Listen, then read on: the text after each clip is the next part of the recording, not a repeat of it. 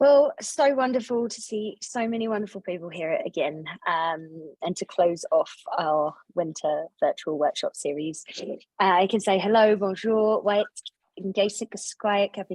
hi everyone. I'm Jade. I'm here with the Outdoor Learning Store, the North American-wide charitable organisation that offers outdoor learning equipment, tools and resources, including these professional development workshops for you. We're really proud to partner with Take Me Outside on these. I'm joining you today, not from where I usually live, but from the traditional and unceded territories of the Tnaha and the Secwepemc First Nations in Invermere, BC. Within Turtle Island or North America, we feel that land-based learning must honour the traditional knowledge of the Indigenous populations who've called this place home for millennia. And so we ask, if you do have this knowledge, if you would like to take a moment to share in the chat where you're joining us from. And if you're living on Turtle Island or in another traditional territory and don't know whose land you're on, you can visit native-land.ca, the link's going in the chat. It actually covers the entire globe. Is an opportunity for you to perhaps build that first step of knowledge as an act of reconciliation that moves into building relationship, but it's a great place to start. Over to you, Steph. Thanks, Jade. It's so lovely to have everybody here and joining in. There's still lots of people flooding in from the wait room. We'll get started officially here in a second. But I'm Stephanie. I'm the program coordinator for Take Me Outside. And on behalf of my organization here and our 70 plus amazing outdoor learning partners, really excited to be here in the last series of the winter workshops. And I'm joining you from Coast Salish territory on Vancouver Island in British Columbia. That's where the Coatsan people, the Cowichan tribes, and the Hulkaminam speaking people more generally have stewarded this land since time immemorial. And as someone who's born and raised here and is now settling back down here, I'm very grateful to be spending time working, playing, living on this land. So thanks for also everyone sharing in the chat. It's lovely to see all the diverse places that people are joining from. Thanks, Steph. And welcome to this place of partnership, growth, caring and sharing. I was just actually in another workshop or meeting with an Indigenous mentor of mine, Tim Peterson. He's a guide and runs Indigenous hiking company out of Calgary called Zuckman Guiding, and he was talking about land acknowledgements being about how can I connect with this place that I'm in. And as just a visitor where I am, there is just so much life coming out of the trees, birds waking up, noises, and I just feel so grateful to live where I do and to be able to visit places like this. So I hope each and every one of you has a moment of gratitude today or as your week goes on. And we're really grateful that you're joining us for this and for any of the workshops that you do. This is an amazing community that we're building, and we're honoured that you'll join us here. So those just joining Zoom 101, please write any comments or questions you have in the chat. Steph and Duncan are working behind the scenes to capture those all up, and questions we'll pose to Megan and Kaci Rae at the end of their presentations. Please stay muted. It just helps keep the flow of things. But if you can leave your video on, it's lovely to present to faces. Closed captions are enabled. You can hit more, the 3 dots at the bottom of your screen, and turn those on if you have any hearing impairment and would like to have some support. Okay, I'm going to do a quick introduction to all of our partners. Then the presentation by Megan and Kaci will happen. There's Q&A, but prizes are right at the end, so please stay to the end. You can access the recording, a discount code, and your certificate of attendance via a link that will be emailed to you shortly after the workshops. Please check your spam if you don't see anything by lunchtime tomorrow, because it should be there. And actually, just to kick us off, I'm just going to do a quick poll. I'm so grateful for those of you who could share where you were joining us from for your Indigenous territory. And perhaps I can ask you sort of more broadly in the modern terms that we're using, where you're joining us from. If you don't see yours right at the front, you can keep scrolling. I'm going to just leave it open for sort of another 5 seconds. Just gives us an idea. Are you joining us? I'm sorry, there's limited spots. So if you are joining us from outside of North or America or Mexico, there's just one choice for elsewhere. So please share in the chat if you're joining us in a different place. Okay, 5, 4, 3, 2, 1. I'm going to end that poll and share the results. So somewhere elsewhere on the planet, nobody's from Mexico is joining us, but some representation across Turtle Island. So that is fantastic. And my second and final question for you here is, who are you? And I mean this in an educational term. We use the word educator. These are workshops for educators, but we think that term can mean everything from formal education at a particular grade to somebody working with admin, or someone who's a parent or a family member that's teaching, or just someone who's passionate, because everybody can be an educator in a moment. Again, I'll just leave that open for another 5 or so seconds. 2, 1. I'll end that poll and share the results with you. Or would you looky here? And this is what is so magnificent about this, is we are drawing such diverse audiences. We're so excited to see all of you here. And we hope that this workshop has something for each and every one of you. Okay, I'm just going to take a moment to share my screen here and just take you into all of the fantastic things. So, okay, it is the 7th of March. It's the final workshop in our winter virtual workshop series. And this is School Gardening, Teaching Tools and Resources. Thanks so much for being here. I just want to take a moment to honour our international partners. These are people with tools and resources to support you in your outdoor learning wherever you are. These are our US partners. You'll see a link in the chat that will direct you to connect in with your local group or just into a wider network of support. And here's our Canadian friends and some more of them. So thank you to each and every one of these organisations for the work they're doing. If after this, between this and our spring workshop series, which is just launched, if you're looking for something, we also have this spring tips workshop that's going to be working with myself and Gillian Judson and a group of other environmental educators. It's called Teaching Imagination in Place. There's 3 live webinars and 3 weeks of daily prompts into your email for daily activities that you can do without any prep with your class and for self-study. Straight into your inbox in the 3 weeks leading up to Earth Day. So you can sign up at outdoorlearningstore.com/springtips. It's all free and we'd love to see you there too. We are going to be sharing about some fantastic resources, things like the soil study and inquiry kit that are available connected to school gardening. We hope that you can see that there are opportunities for different tools and resources. Kaci Rae Megan's book, The School Garden Curriculum, with a lot of curated things there for you.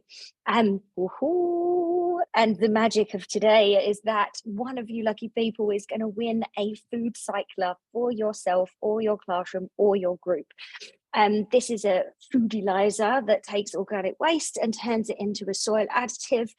It comes with lesson plans to help your classroom connect into connections with food and climate and sustainability. And so we're really, really excited for you. One person to win that, so stay right to the end. But here we are. It's the final event. This is School Gardening, Teaching Tools and Resources with Kaci Rae and Megan Zenny. I think that's the end of my slideshow. Just give me 1 second. When we see you. Somebody's unmuted there. Okay, so welcome. Kaci Rae is a school garden and farmer educator, author of the School Garden Curriculum, an integrated K-8 guide for discovering science, ecology, and whole systems thinking. And Megan Zenny is the teacher and school garden educator. She's co-curator of the Soil Study Inquiry Kit, as well as the Looking Closely Outdoor Learning Kit, and has been teaching her students entirely outside for the longest time. I will turn it over to you both. Thank you so much for joining us, and enjoy, everyone. Thanks, Jade. Okay, I'm going to kick us off with, I'm going to share my screen. And I'm going to start on this slide here. I've got my chat open. So if you have anything that comes up for you while I'm speaking, I'll try and address any of the questions that come up. Sometimes I can get to them with an audience this size. Sometimes they come too fast and furious though, so I can't get to them, but we can try. If I miss them, we'll get to them at the end of the session. These are the places where you can find me on the internet if you are interested in following along with the work that I do. And I'm really pleased tonight to be co-presenting with Kaci. And when she and I met to sort of think about what this session could look like, we thought it might be most helpful for school gardeners this time of year to think about, getting our gardens started. So I'm going to be talking about seed starting, and Kaci has some other considerations for your spring garden that she will discuss when I'm finished this session. And before I begin, I just want to acknowledge that my learning that I'm sharing with you today was earned on the banks of the estuary river of the Fraser River, which is now known as Steveston in British Columbia, Canada. These waters and lands have been stewarded for thousands of years by the Musqueam, Tawasin, Kwantlen, and Stolo people. In my work, in my teaching practice as a school gardener, my teaching position is teaching entirely in the school garden in our public school. I am committed to decolonizing my teaching practice by holding space for children to come into relationship with the interconnectedness of our land and these waters through proximity and time spent learning with, from, and on the land. And specifically, I work really hard to teach children how to slow down, to pay attention, and to be astonished by the abundance of this land that we are so privileged to learn on. Okay, so jumping right into thinking about spring garden teaching tools and resources.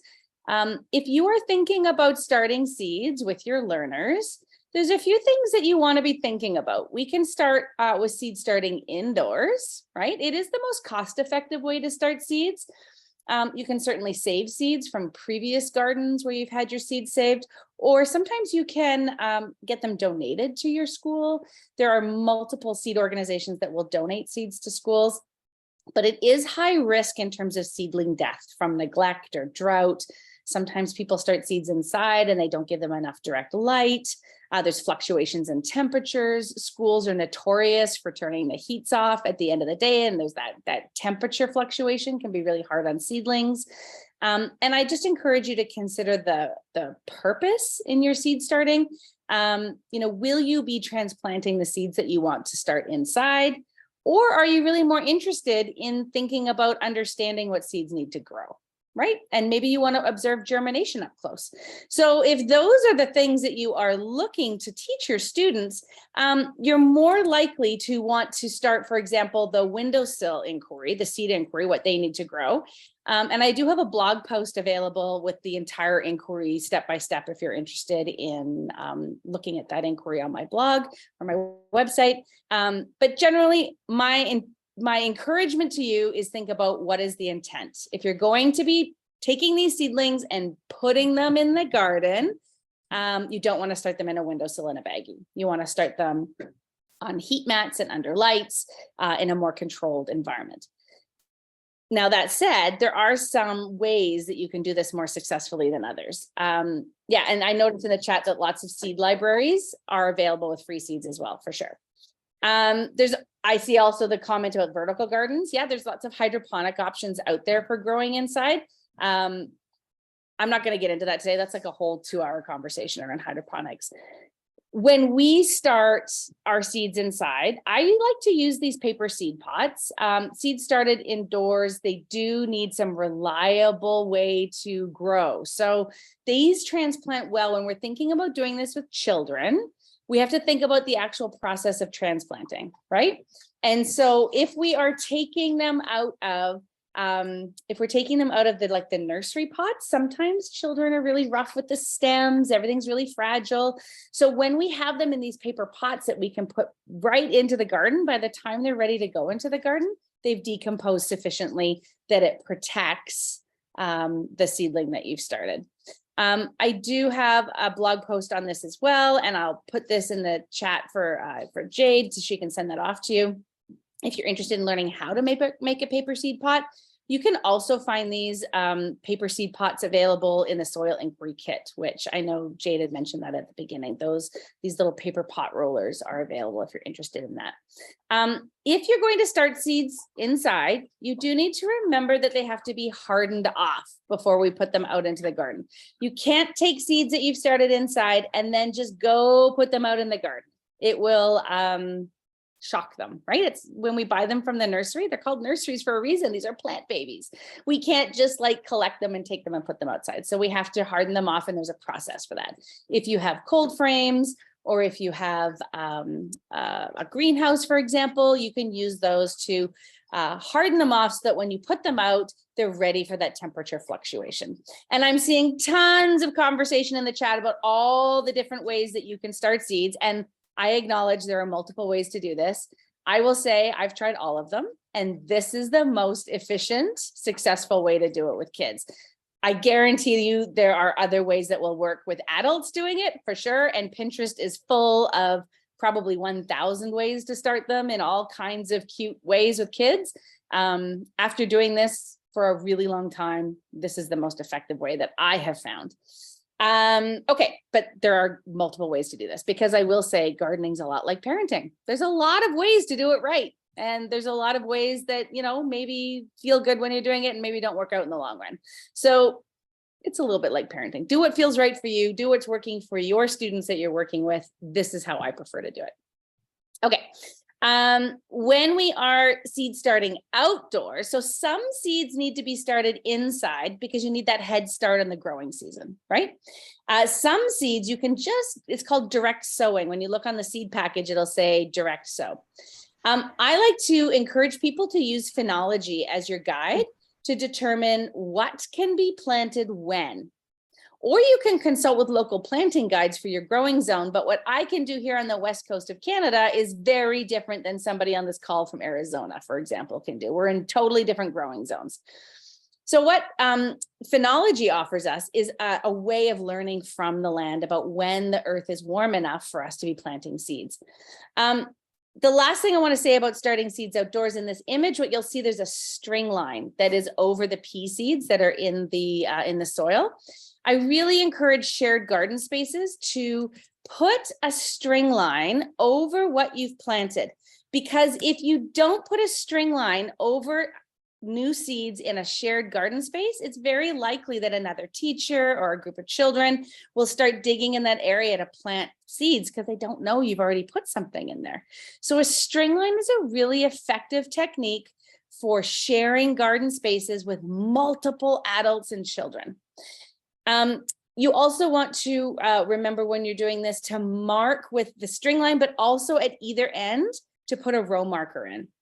And what the row marker will say is the species or the variety of seed that you've planted on one side, and on the other side, the date that you planted the seed. Because sometimes, and this is especially true if you've been donated seeds, people have given you seeds that maybe they've had for several years, the germination rate on those seeds might be a lot lower. And so if you're having a lot of germination failure, you're just not getting the seeds germinating like you would anticipate them to, you need to overplant and go back and replant them. Okay, so string lines, row markers, and consider looking at Phonology as a guide. Okay, so what is Phonology? Phonology can help us learn to listen to the land, and it guides us for when a soil is ready for particular seeds. So for example, if your crocus is blooming, which it is here on the west coast of Canada and the lower mainland, it means that the soil is ready for radishes and spinach, for example. And on the screen that you're looking at now, you can see the forsythia is bloom. And just yesterday when I was driving, I saw forsythia shrubs in bloom. That means it's time to start planting peas and onions, and most of our lettuce seeds can start going into the soil when we see these blooms. But just here on the west coast of Canada, my growing season on the lower mainland is very different than in my colleagues in the Okanagan. They're still under feet of snow. They're not ready to be planting their potatoes or their peas, right? It's still too early for them. So when the daffodils are blooming, you can plant your beets and your carrots, maybe some Swiss chard. When dandelions are blooming, you can start putting your potatoes in. There's all kinds of ways that we can learn with and from the land about when it's time to plant. And I also want to mention here, when you're planting out directly into the garden, you want to be thinking about the harvest season. So if you're on this call and you are working in a year-round school, or maybe you're an ECE educator that offers care for the entire year, you're in a different situation for planting than we are, where our school season starts September 1 and ends June 30th. we have to be very strategic about what we're planting so that we can be harvesting after June 30th, or sorry, before June 30th and after September 1. So when we are planting, we are intentional about when will this be ready to harvest. So potatoes, for example, they can take 60 to 90 days from seed potato to harvest. And if you want to plant them early in the season, if you're able to start planting them early enough, you can use what's called an early season potato. Potatoes come kind of in 3 seasons, early, mid, and late season. If we have a May and June that's really nice and warm and it's not super wet or chilly, that works really well for me in the school garden because I can have a full harvest of potatoes before we dismiss for summer vacation.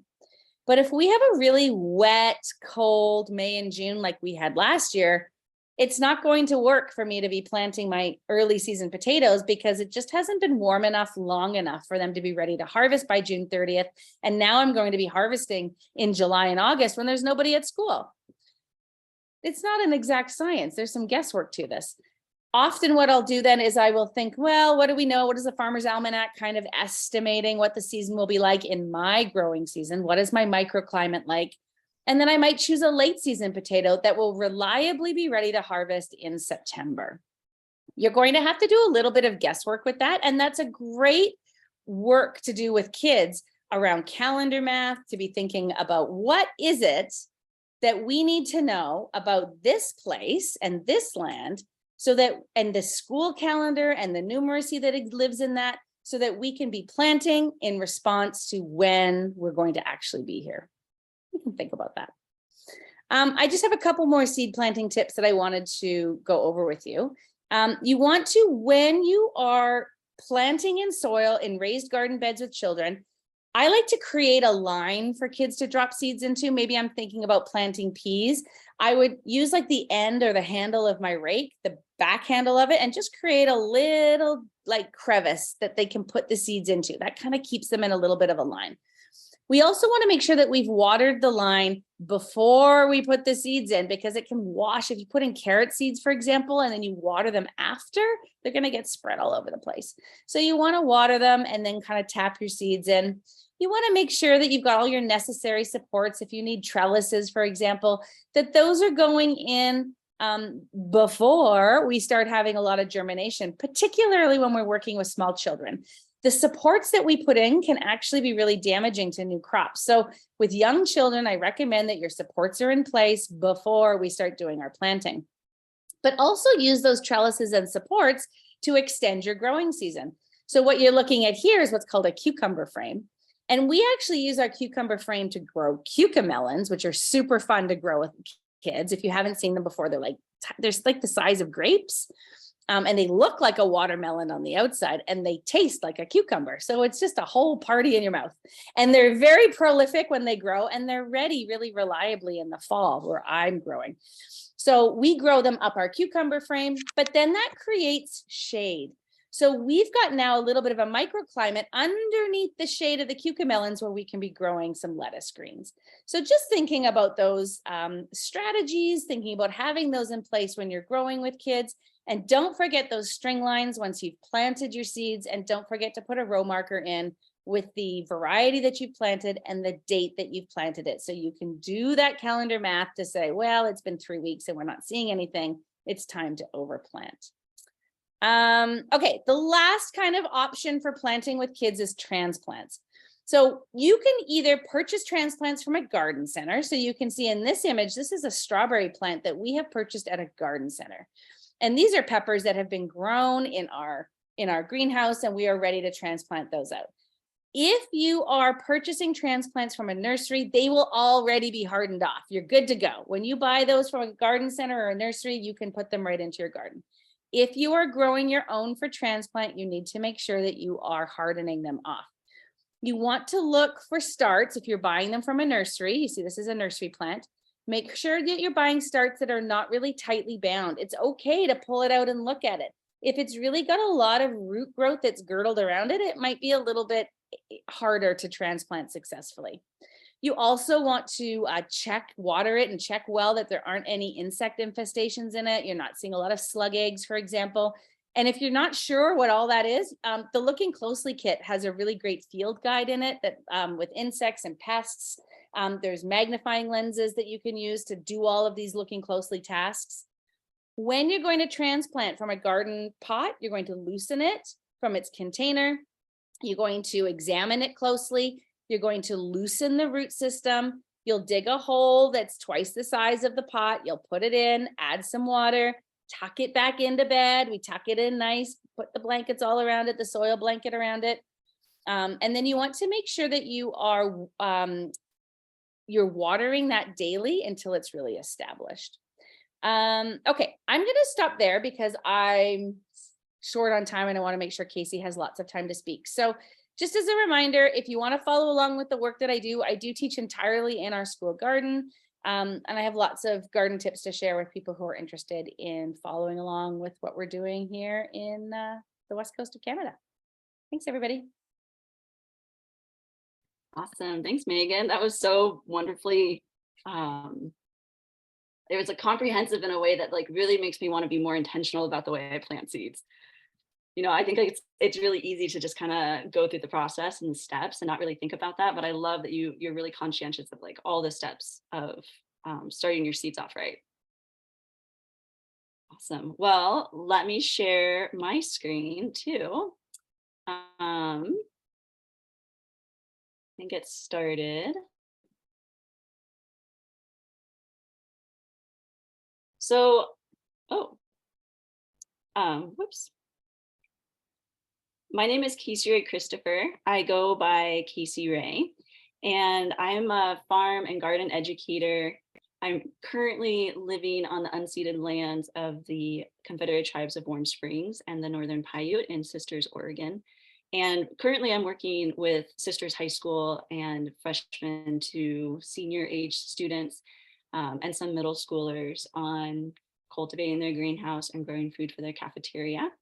I also work with a lot of schools in the area and environmental centers, and this is just really my passion. When I wrote my book, The School Garden Curriculum, I was working with K through 8th, and so I've kind of had a lot of different gardening experiences with different ages, and I've applied a lot of these spring activities that I'm going to be sharing with you with different ages.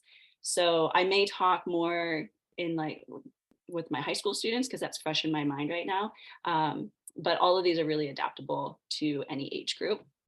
I would say that my philosophies around garden education is really focusing on cultivating a sense of wonder. And I do that through really focusing on observation and opportunities for observation with my students in order for them to develop a personal connection and relationship with the land. So for me, my focus tends to be more on experimenting, really letting students lead their own learning, letting them ask questions, and just taking time to really investigate kind of whatever the activity is. So for me, the activity doesn't have to be perfect, but it's very engaging in whatever way that looks. So I'm just going to go over some of my favorite spring things that we do. These are kind of like the general tips that I have for approaching spring activities. Like anytime you can experiment, do it.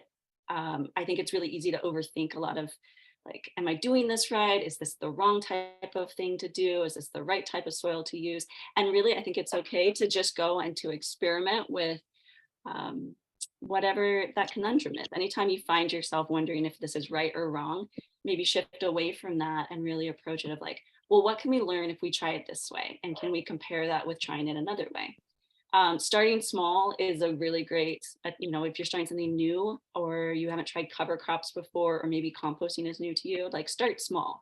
Maybe instead of composting, start with vermicomposting with an indoor bed, things like that, indoor container. In the springtime, I find it really helpful to start to set a yield. So either a harvest of some sort of quick crop like radishes or peas, and just start with like one crop that you can get in a short amount of time. Megan gave some excellent examples of like potatoes, for example, and really thinking about, well, what's manageable to my space and the time and energy that we have in the next few months.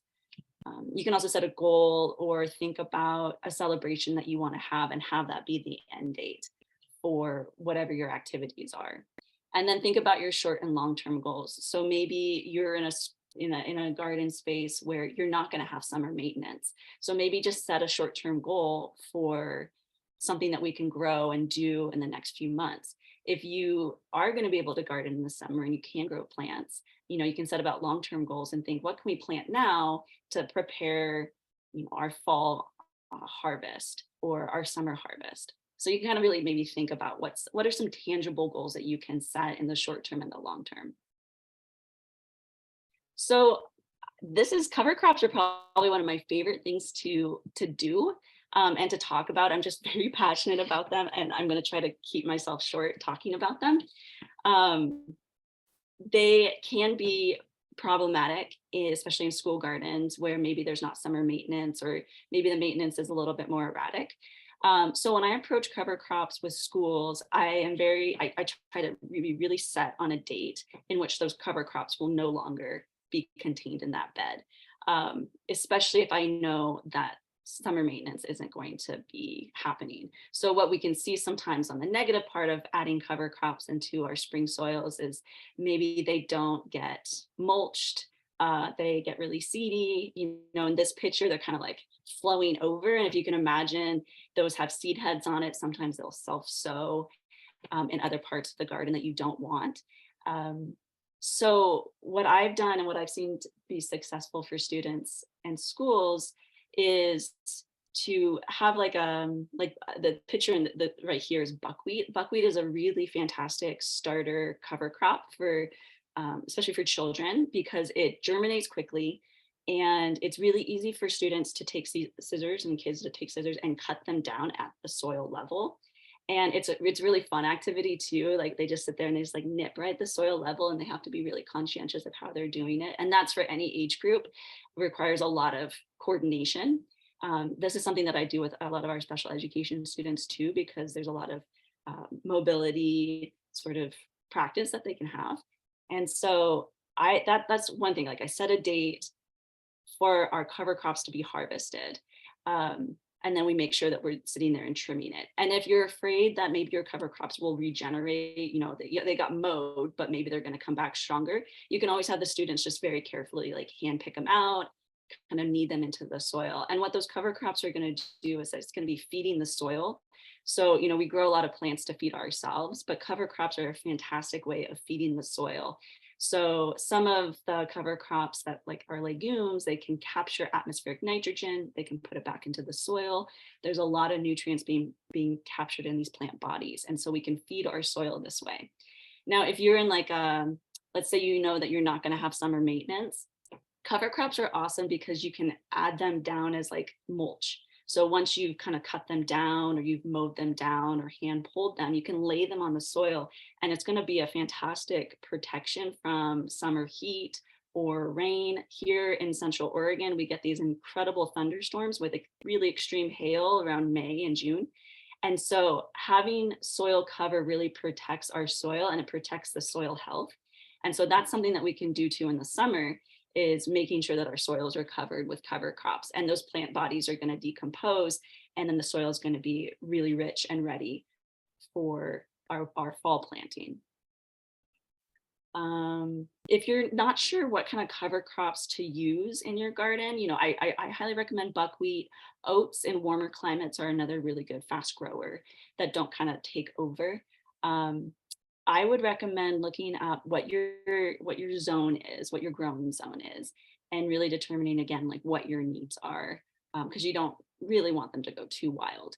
But the Rodale Institute has some pretty great resources on that, and so does the Organic Grower School, if you're somebody who's really interested in getting started with cover crops. Composting, another kind of difficult one for schools. I'm sure there's a lot of people here who have tried so many different methods, maybe had some beautiful failures, had some beautiful successes. I would say I'm still in the learning stage of composting successfully. I've tried so many different methods in a lot of different climates. And for me, composting, there's a lot of struggles with it at school, usually around pest management, who's taking care of it, Is it being turned over? Is it a cold compost system? Is it a hot? There's just a lot of factors. And so for me, when I'm teaching about composting in the spring, you know, for me, the goal is I would really like the children that I work with to understand how food waste can become this extremely valuable and is this really valuable soil resource. And so while it would be ideal for me to have a beautifully functioning compost system where we can harvest the finished compost and we can screen it like in below with the bucket and we can have kids shake out, that's really nice. And that has happened, but it's not always the case because maybe it's too wet of a season, or at least here in Central Oregon, it's too cold sometimes to compost. Everything is frozen. So one of the things that I do is I will have the students kind of maybe make a compost stew. There's that great book, Compost Stew. And we can kind of add things and we can talk about how the food scraps that we eat and the eggshells and all these things can create soil. And so I'll have them engage with different sections of the compost cycle, not necessarily waiting the 3 to 6 months or maybe up to a year for that compost to finish. So at least they can start to make those connections between how the food that we eat can help foster our the future food that we're going to grow and eat. I've also really reached out to community partners. So my local environmental center has donated like a bucket of their soil to me too, that we've siphoned through and we've filtered and have the kids find, you know, the parts of that have decomposed, like can they identify anything in the compost? What sections of the compost aren't decomposing, what are, can they find decomposers?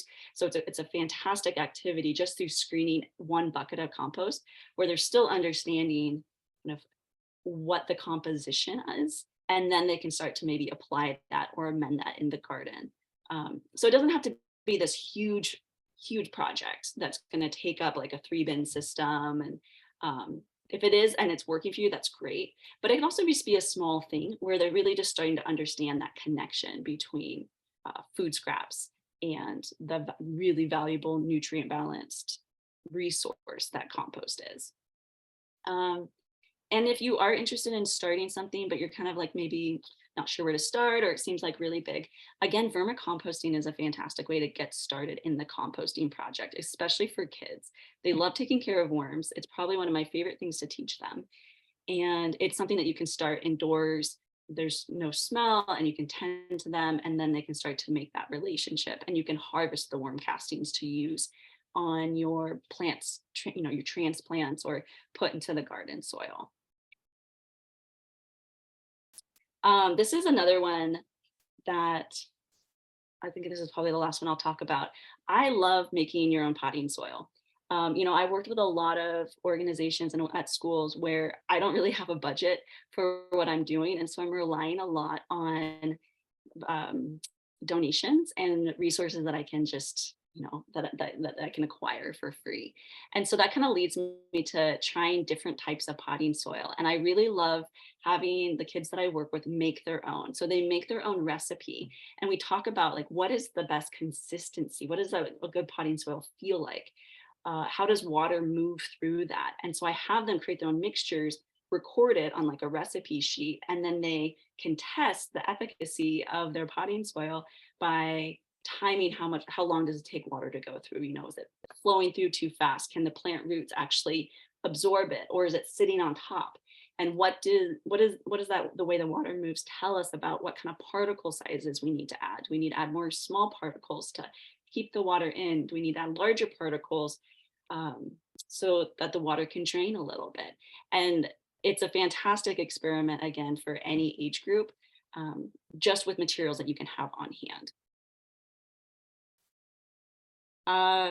These are just some final little tidbits that I have when approaching for spring. You know, just letting kids be in charge of their own learning, letting them experiment and wonder and be curious about what can happen when they're growing. And again, just determine a yield, something that you can do. Reach out to organizations, other schools, community members, neighbors, you know, who have compost bins or vermicomposting bins, who have seeds or cover crops they want to share, really tap into your community. And then celebrate the end of spring with a ritual or a celebration.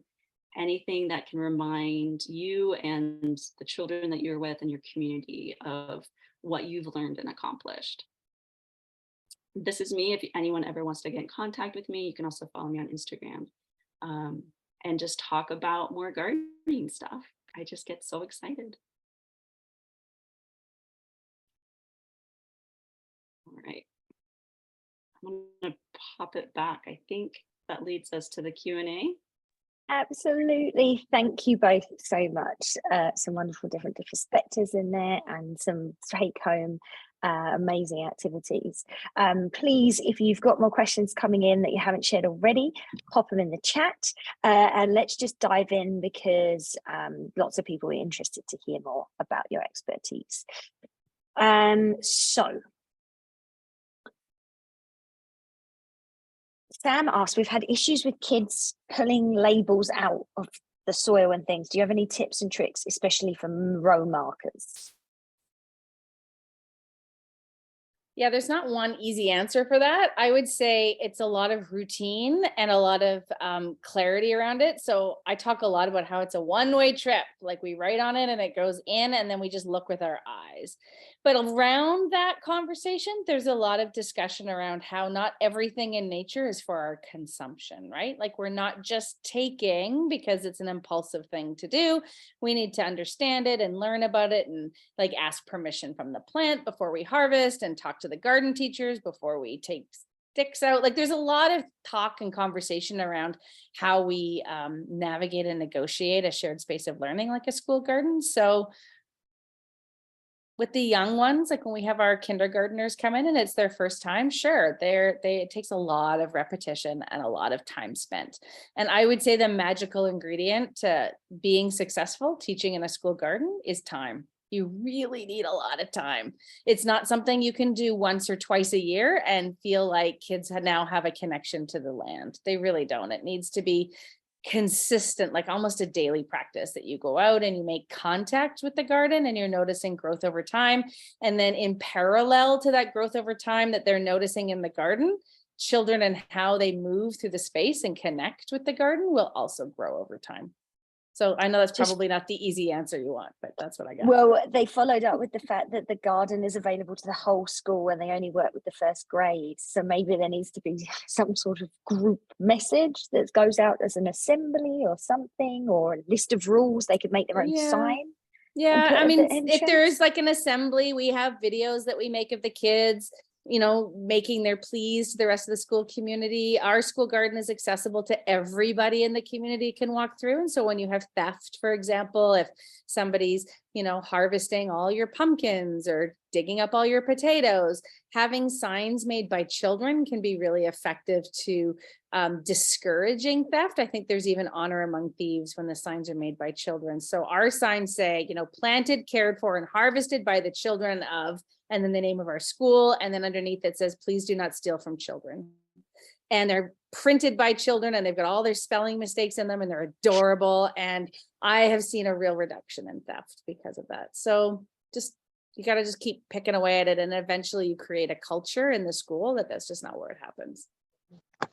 Nice. This for Kaci Rae.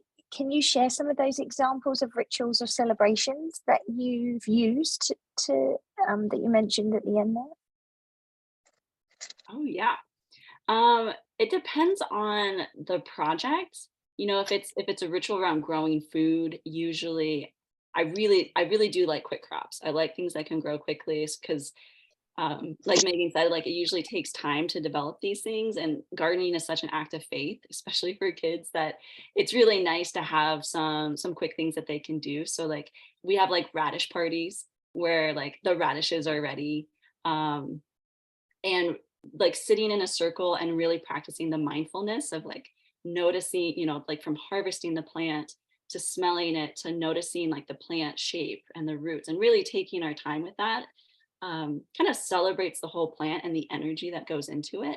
With other things, with older students who usually they're working on a project for a long time, I'm a big advocate for bringing in community members and having the students share their work and be docents of their own projects. So with younger grades, it tends to be more of a class celebration, usually food-based. But with older students, I really want them to either teach a younger grade a lesson, and that's like the culmination of their project, but then have a reflection afterwards. Or with older kids, like the high schoolers I work with, really sharing it with community members. One thing that I think is really important though, which happens, I see a lot of time in outdoor education, is this idea that the activity is the learning and there's not a lot of time for reflection afterwards. So even the ritual of just reflection, at the end of a lesson can be enough of, what did we learn? What did we experience? What took us by surprise? So even if I have, my older students teach my younger students, we reflect together afterwards to really cement that. So, I mean, just the ritual of reflection can be powerful enough. Beautiful, thanks. Megan, Diana asks, I heard you mention the importance of hardening off several times, but they don't actually know sort of what that looks like. How do you successfully harden off, or is there a resource that you can suggest to learn more? Generally hardening off is exactly what it sounds like. You're just taking them, and I think I responded to one of the questions about that further down, but you're just taking that tray of baby plants when they look like they're ready maybe to go out, usually when they've got their first and second true leaves. They're big enough, they're strong enough. You can research hardening off plants on the internet for a more fulsome explanation, but generally you're taking them out for about an hour, not in direct sunlight, not in a windy place, not in a really cold corner. Leave them out for about an hour and then bring them back in. And then the next day you do it for a little bit longer, and then the next day for a little bit longer, and so on until they've adapted to the outdoor climate. And then once you've been able to leave them out all day, then you try leaving them out all night. Sometimes we have to take 2 steps back. We'll leave them in for a few days because it's been cool or cold or windy. And then you slowly sort of negotiate with these plants when they're ready to fly from the nest and be their grown-up best selves. And then you put them in the garden. And sometimes, particularly with children, I recommend overplanting. So if you're transplanting corn, for example, if you're going to take the corn that you've grown and you put it in, throw some actual seeds in beside them. It's an excellent activity to see which comes to harvest first, because you'll be surprised actually the ones that you plant right beside when they're ready to be transplanted, popping those seeds in, they can often catch right up. So, but both are worthwhile doing. Excellent, thanks for sharing. Kaci Rae, Sam and Vanessa both asked questions. Sam's asking, what are you putting in this potting soil you speak of? What is your recipe? Where do you get those materials? And then Vanessa followed up with, when you're testing these soil recipes, what kind of container are you using to hold the soil? So where does it come from? Where do you put it? Okay, I use none of my potting soil recipes are really the same because it all depends on what I have on hand. So like I will recycle old potting soil. So like I have those plant starts that didn't make it, or they didn't get out into the garden in time, and they fried in the greenhouse. So I will take that and recycle it as like an organic material. It's not necessarily the most nutrient dense, but it is organic material that can hold water for our plants. So I will recycle that. This last year, we had some compost from a grant. Somebody had dropped off some peat moss, so we used that. And so what I try to do is just, kind of have a variety of different particle sizes is really what I focus on. And, I think about the nutrient requirements too. So we might add some organic blood meal or some bone meal, some BioLive is another one, just organic amendments that can offer some nutrient base for those plants. But really what I'm having the students look at is really like the particle sizes. And so making sure that I have a mix of fine to maybe a little bit larger on the scale of like, not quite like wood mulch, but like old potting soil, that kind of like woody dryness, and having them mix it together. So it's really not the same, it's actually what I would be a really fun experiment, and I've done this before too, is having like a bagged potting soil and then try to mimic it with the materials that you have. And that can be really great for kids because they can go and they can touch it and they can feel the bagged potting soil, and then they can go and try to mimic that with the ingredients on hand. And that's a way to use the ingredients that you have, and then, kind of make see where it something goes. new. Yeah, see where it goes. I love I this usually just use the inquiry. what was that, Jade? It's just inquiry, isn't it? You're on the adventure as well. It's so much fun. And because the thing that I love about it is that later, like, the kids get to justify why they made their choices, which is very different if they just use bag potting soil. Not to say like it's very effective and efficient, but they get to justify all the reasons why they chose what they did, and they have a story now about potting soil that they did not have before. And when I am testing the water, I'm just using the 4-inch pots or whatever tray we're going to plant in. I have them tested in that because that's where the soil is going to be. That's where the seeds are. So I do personally try to use materials that are sustainably sourced. Peat moss is one of those kind of controversial things because it's a non-renewable resource, but it's something that's out there that often gets donated. So I'll use it if I have it, if it's donated, but it's not something I usually go out and buy. So you kind of have to find materials for potting soil that fit your values. Understood. Thanks, so helpful. Okay, Megan, I'm coming at you with a 2-part question too. Okay, let me say before you ask the question, because this feels like the right time to say it after everything that Kaci Rae said that is so perfect. This, like, the least important part of a school garden is what grows in it. The whole point of a school garden is learning from your failures. It's growth mindset in action, right? We don't know anything about potting soil yet. We don't know anything about germination yet. So the whole point of a school garden is to make a mess of it and learn from it, right? Even though, like, Kaci Rae and I are expert school gardeners, and our gardens are very, very productive because we are really good gardeners.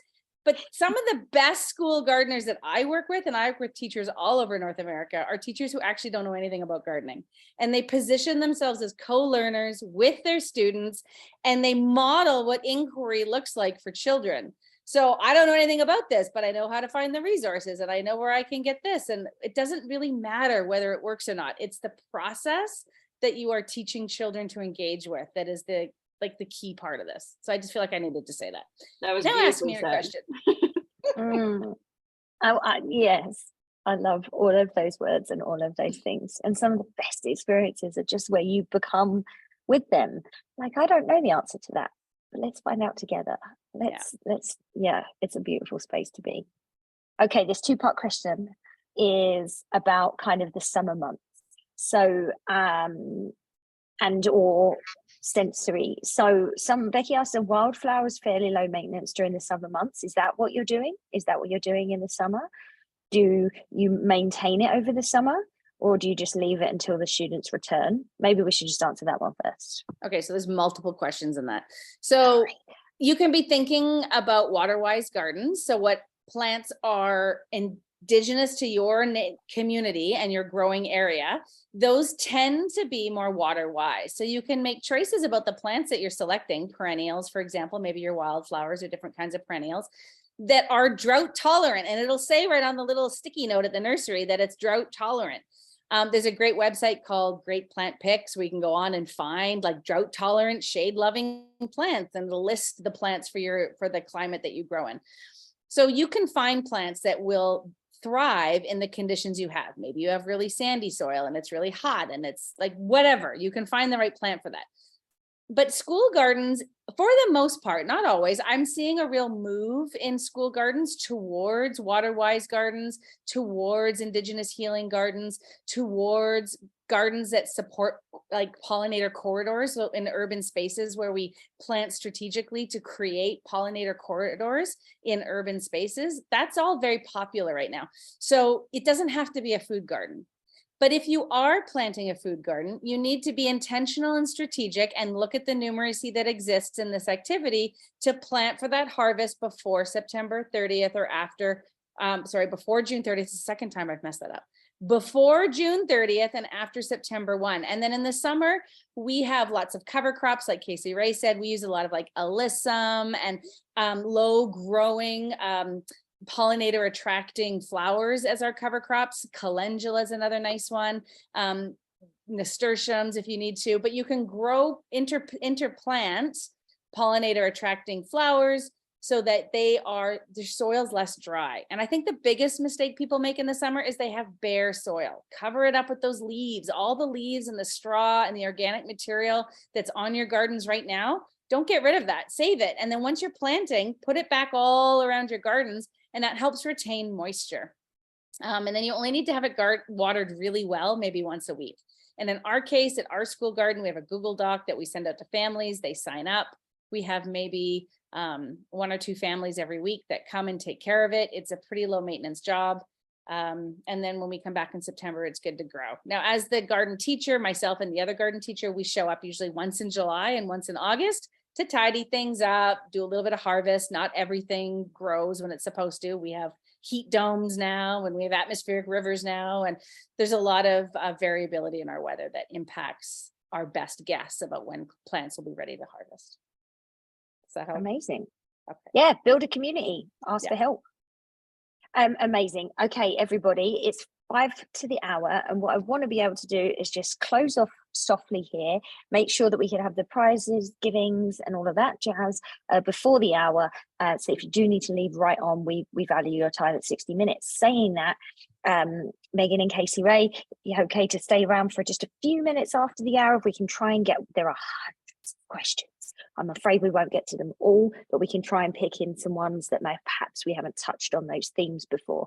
But let me just say, thank you so much for your expertise, for your passion. It's so inspiring. And I really have learned so much from the resources that you've created and supported. So thank you so much. I hope other people found it as valuable. Okay, I'm just going to share my screen for just a second to take you in to the closing here.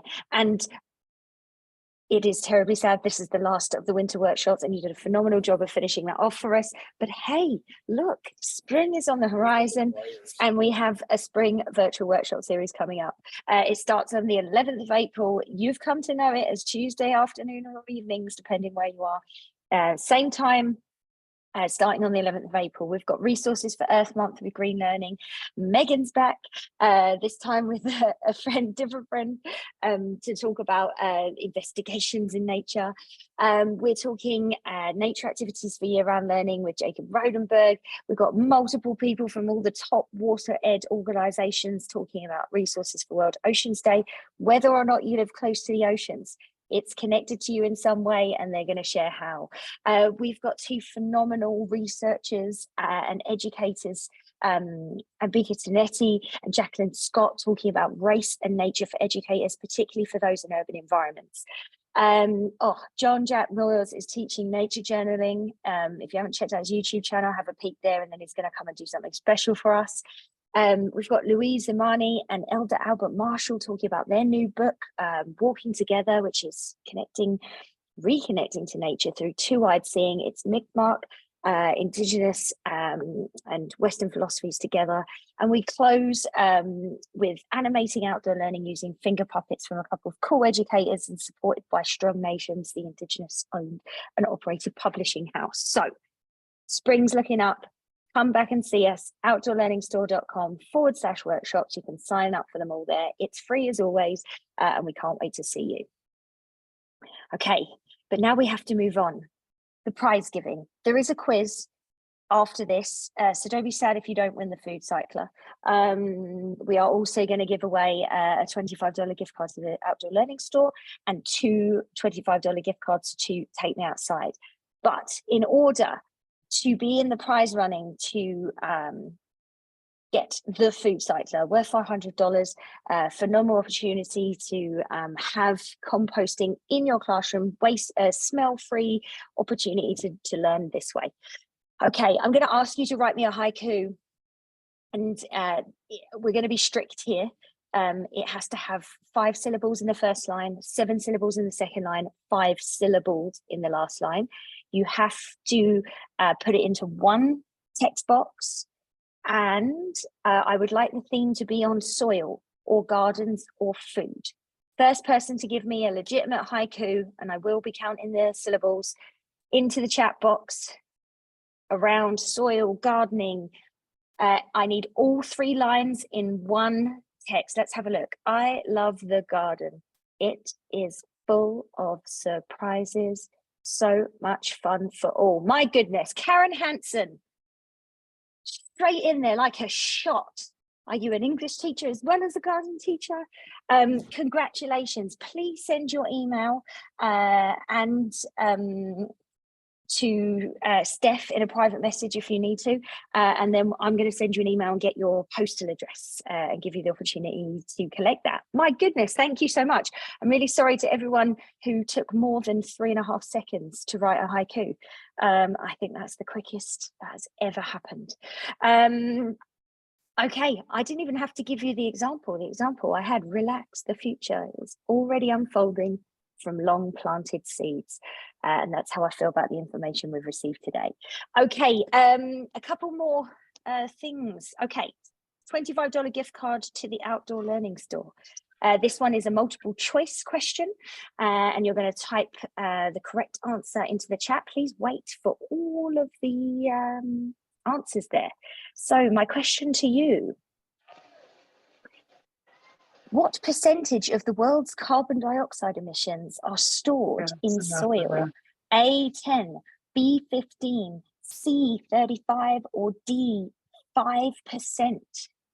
Which percentage of the world's carbon dioxide emissions are stored in soil? Do we have the right answer there, Steph? And the answer was A10. 10% of the world's carbon dioxide in soil. Yeah, incredible. And Kavita das la Mesura, looks like you were the first one and you were the winner there. Congrats.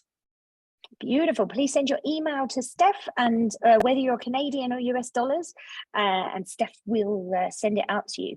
Okay, I've got 2 more gifts to give away. It's a $25 gift card to the Take Me Outside store, a beautiful ethically made clothing, sports really environmental and outdoor learning supportive slogans and the such like. So this question, again, we're looking at multiple choice. So how many gallons of water are needed to produce 1 bushel of corn? Is it 1,000 gallons, 2,000, 500, or 4,000 gallons? What is it?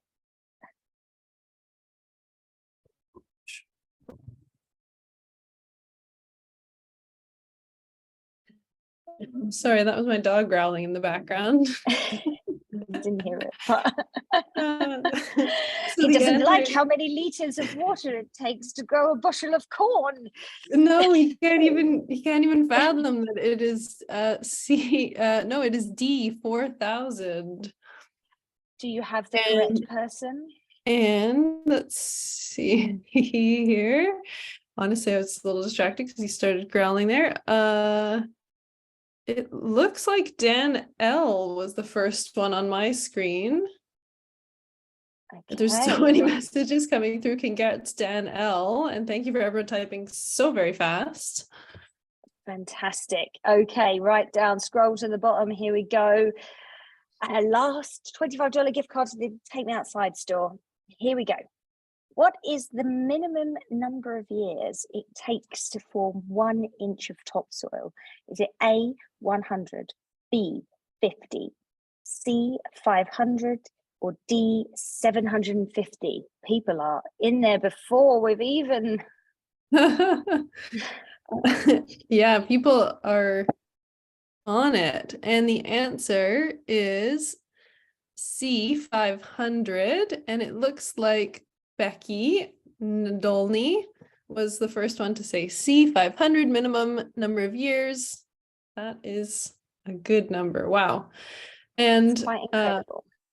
Yeah, so congrats, Becky. There's lots going on in the chat, but if people can message me their email, I will scroll to it. And if anyone else is trying to save the chat, you can do that by clicking the 3 dots at the bottom of your chat box, and you should be able to click save chat, because I know there's been so many fantastic links shared and different things and resources and things like that being shared.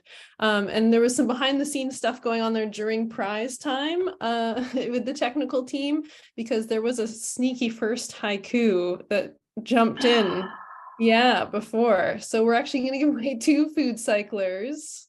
And the Are other we? one is going to Jenna Crumb. Yeah. Okay. I'm so sorry that I skipped that. The chat is not infallible.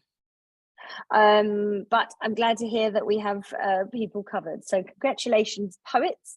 We're going to duck back into just maybe 10 more minutes of question time because it's there's so many, and I'm going to try and pick a few special ones out there for you. So thank you for everyone for participating. Congratulations if you won. If you didn't, keep coming back to the spring workshops. There's plenty more prizes coming up later. Okay, so keep going. I'm going to ask Kaci Rae Christopher. Do you have any suggestions for metal trough planters? We have a community garden that rents or donates allotments. Oh, but Megan did answer this in the chat, but it may have been missed. So I'm sorry. These maybe I'll pose this to Megan and I'll come back to you, Kaci Rae Christopher. If you could just summarize, Megan, that would be great. Can you ask the question again? Sorry, I was looking at the chat and listening to you. There's so much going on. I love how much engagement is happening. It's really fantastic. Metal trough planters, do you have any recommendations? Oh yeah, so metal troughs can be, I have mixed feelings about them. There's some districts that only allow metal troughs because they're portable, right? So if you have a teacher that's really passionate about school gardens and then they leave the school or go on maternity leave or change schools, the school district can come in with a forklift and remove them without having to bulldoze down a whole area that you've built up. So in terms of ease of maintenance for schools, they are useful that way. I find that they're tippy if they're not like it. There's a couple things you have to think about, like what are you layering in there? You can't just fill them with soil. They have to make sure they have drainage, but then they don't have to drain too much because then they get filled with water and they freeze and crack and like there's so many complications around them. I know schools that do them well. I know schools that love them, and I know people have had nothing but trouble with them. So I think the answer is, yeah, I think, oh, we've got somebody coming with their microphone on. I think if you're in a school where, in a climate where you're not going to experience a lot of hard winter freeze, they can be great. And if you are in a community where you do get a hard winter freeze, you need to make sure you've got a drain at the bottom that is left open for the entire winter so that all the water can drain out. And if you have to elevate it, then you have to make sure that it's heavy enough that it can't be tipped. Yeah, there's lots to think about. Kaci, do you have something to add to that? And they're hot too. They get really hot. Like kids can't lean against them. Like they will burn you like a metal slide. Like That's what I was thinking of, because I live in an area that it gets so hot in the summer, and it makes it, the metal makes it really difficult for a lot of our students, but they are very accessible to our students in wheelchairs because the height is like, it's pretty ideal, and it's like, you know, it's a pretty like clean, lean over, things like that. So if you can do it in like a cooler area, or you maybe like if you have a place that's willing to donate, like try one and maybe try it in like a specific spot, like really think about like where the heat's coming from, when you're going to be using it and what you're going to be planting in it. Because all the ones that I've seen, they thrive in very specific spaces. But if you're doing a whole garden like that, sometimes it can get pretty hot. We've got 2 of them in a very shaded outdoor learning center in our kindy play area, and they just put them there. So I just wanted to know what to put in them. And I know across the street from us, we're in an urban area. So therefore, one of the big nonprofit sort of community center type things has a garden allotments. So I think that they might partner with us if I were to inquire. So that would be totally on the ground planting as well. And it would be with kindergarten students. Any thoughts there on what exactly you would? I would lean towards heat loving plants. You know, anything that, like most plants that have like long hairs, like sunflowers, pumpkins, even tomatoes, like they have those hairs, are really heat loving plants. All New World plants, those are pretty good options too. So things that can really thrive in heat, melons, things like that. And again, I would experiment, maybe try a couple different crops and see what does well. Beautiful. Thank you for that.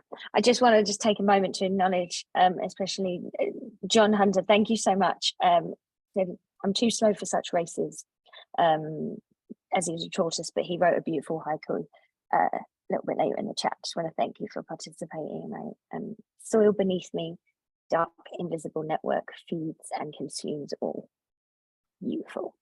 Value you, even though the prices are gone. Okay, moving on. From hot to cold, I'm going to ask you, somebody wrote, South Colorado has a super short growing season, sometimes super late freezes as late as June.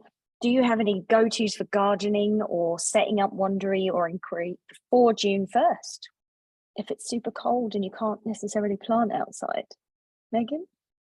Well, it depends on what your intention is. Like, and I really encourage that reflection piece, like Kaci Rae was talking about. Like, what is it you're trying to draw children's attention to? So if you're curious about germination, or you want to know, like really inquire into what seeds need to grow, you don't need to do that outside in the garden. You can do that inside, right? If you're really interested in food security and you want to make sure that children know where food comes from and how it grows, there are alternatives to growing food indoors.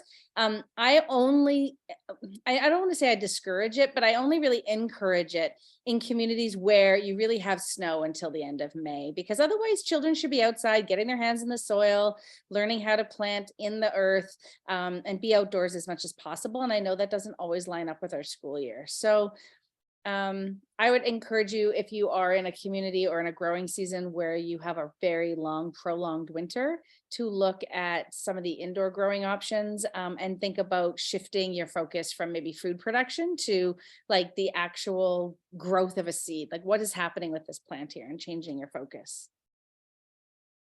Thank you. And to go Really off of that too, Colorado and we have a very similar growing season where there's almost no, like, sometimes crossover between our frost dates, between the beginning and the end.